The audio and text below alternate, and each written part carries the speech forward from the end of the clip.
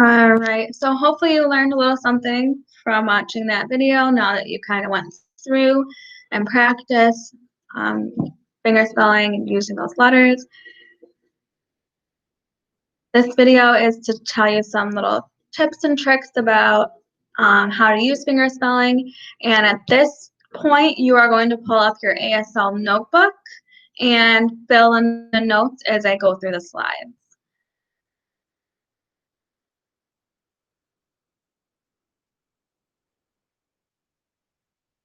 Okay, this little link here you can click on and it'll take you to this. I just thought it was super cute.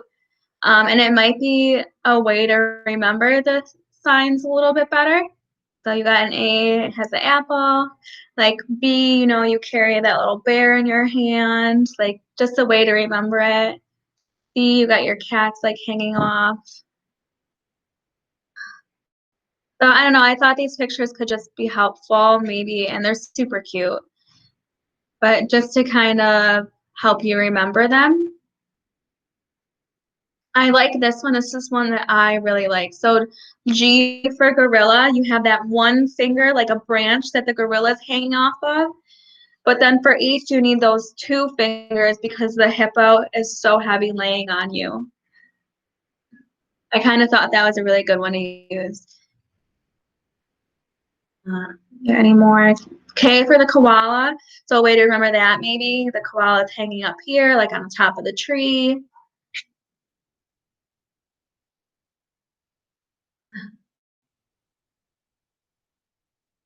And then P, it's hanging down. You know, you got your penguin kind of laying on top of it.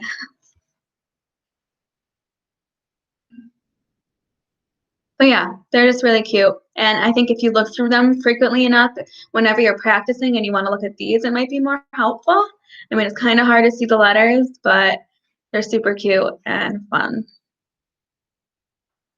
All right. This you can access anytime. It'll be up on Google Classroom for you to look at. This is the sheet that I like to use the most because it's so clear on what the signs look like.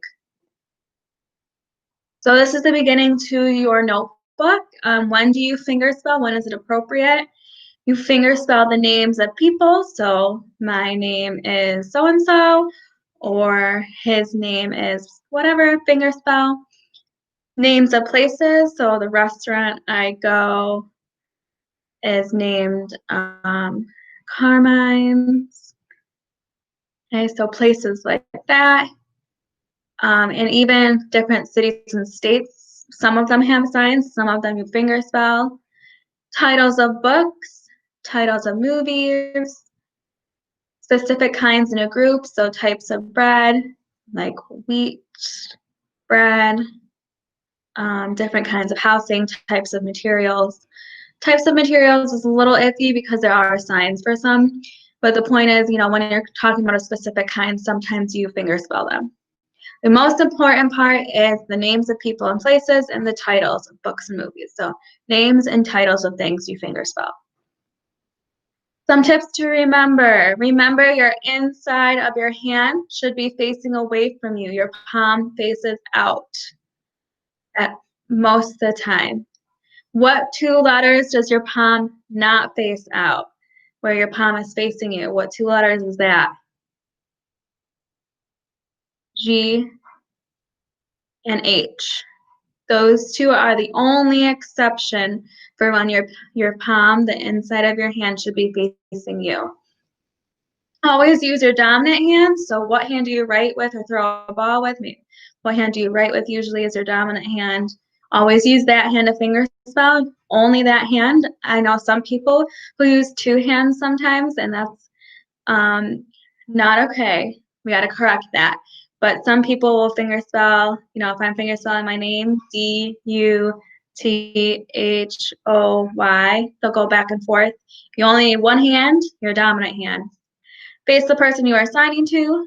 Don't bounce your letters. This is a common habit for 7th graders or new people learning to sign. They bounce a lot. So D-U-T-H-O, just chill out. Keep it in one spot, maybe move to the right a little bit. Keep your hands slightly to the side below your chin. So not really in front of you or up here or down here, but a little to the side. Practice in front of a mirror so you can see yourself, and keep a steady pace. You don't want to go too fast or too slow. So we kind of went through this already if you watched the last video where I went through each letter. But what is the difference between the signs for A, S, T, N, and M?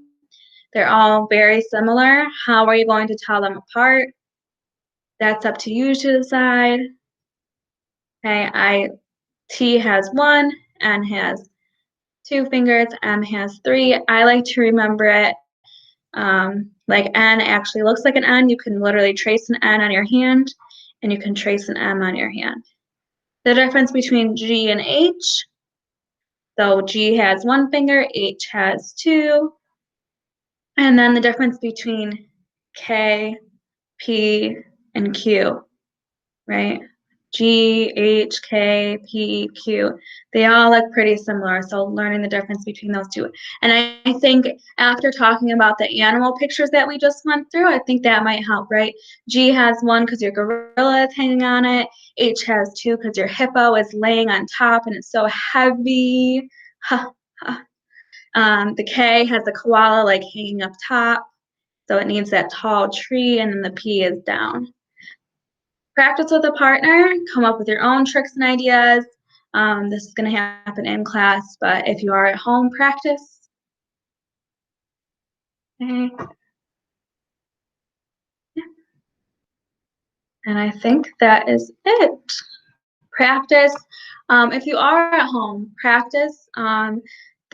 Try signing the name of your siblings or any family members you have. Sign the name of your street address, the name of your favorite restaurant, the title of your favorite movie, the name of your favorite song. So try to practice that at home. All right. Just want to make sure that's it.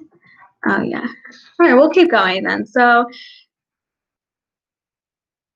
that is the end of the ASL notebook. You should have that all filled in. But at this point, I want you to practice as much as you can.